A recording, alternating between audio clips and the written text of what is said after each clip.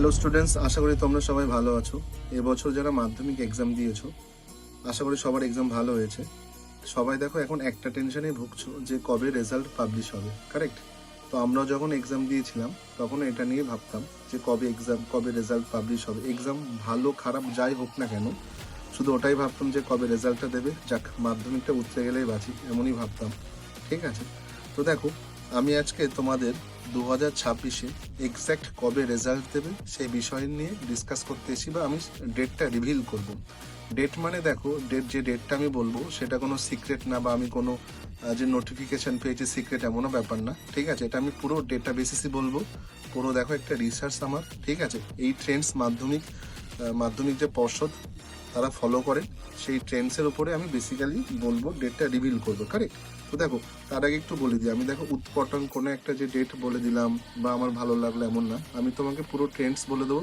Last দেখো 5 ইয়ার্সে কবে result publish হয়েছে বা কবে লাস্ট এক্সাম হয়েছে তার বেসিসে বলবো, কারেক্ট? তো এটা পুরোপুরি ধরো তোমার সাইন্টিফিক, এটাতে কোনো তুক্কা ফুক্কা বললাম আন্দাজে আমি এমন লেগে গেল এমন ব্যাপার না।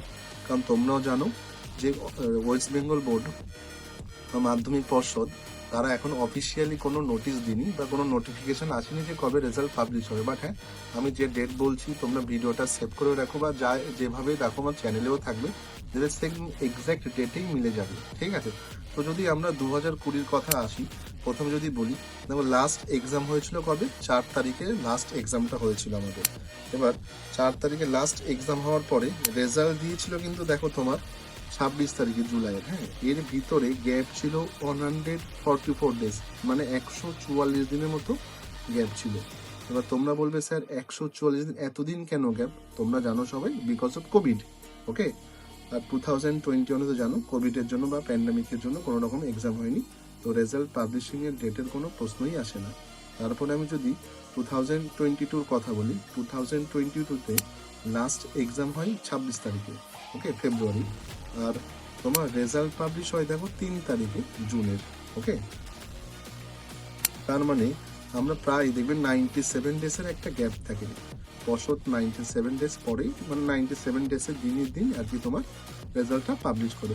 তারপর সেম 2023-তে ফেব্রুয়ারিতে এক্সাম হয় না, আবার মার্চে এক্সাম হয়, মার্চের 4 তারিখে লাস্ট এক্সামটা হয়। লাস্ট এক্সাম ডেট বলছি আমি। রেজাল্ট পাবলিশ হয় 19 মে। ঠিক আছে, এখানে যদি তুমি গ্যাপটা দেখো 2023-তে 76 ডেজের মতো একটা গ্যাপ থাকে। ওকে, রেজাল্ট পাবলিশ হওয়ার আর লাস্ট এক্সামের ভিতরে।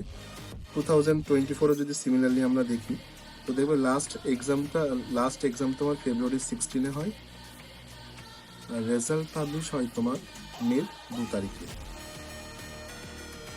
এর ভিতরে আমাদের 76 ডেজেরও সেম একটা গ্যাপ নিয়ে নেয় পর্ষদ রেজাল্ট পাবলিশ করতে। তারপরটা দেখো 2025, মানে আমি লাস্ট ইয়ারের কথা যদি বলি, 2025-এ তোমার লাস্ট এক্সাম হয় 22 তারিখে এবং রেজাল্ট পাবলিশ হয় 2 তারিখে মে মাসে। এখানে তোমার যে গ্যাপটা নেয় সেটা হচ্ছে 69 ডেজের গ্যাপ। ওকে, আচ্ছা, এবার প্রশ্ন হলো এটাই যে স্যার 2026 রেজাল্ট কবে দেবে? তার আগে তোমরা দেখো 2026-এর লাস্ট এক্সাম হয় 12 তারিখ ফেব্রুয়ারি। ওকে, তাহলে রেজাল্ট দেখো পাবলিশ কবে হওয়া উচিত সেটা নিয়ে আমরা আগে ডেটাটা দেখি।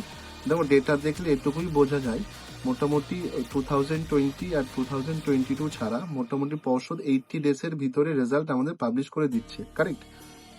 এই ফ্যাক্টটা আমাদের দেখতে হবে। আরও একটা যে ফ্যাক্ট, সেটা হচ্ছে মাধ্যমিকের রেজাল্ট কোনোদিনও না আজ অব্দি তোমার এপ্রিল মাসে না রেজাল্ট বের করেনি। ওকে, তার মানে এটুকু আমাদের দেখতে হবে যে এপ্রিল মাসে কোনোদিনও রেজাল্ট বের হয়নি, হবেও না।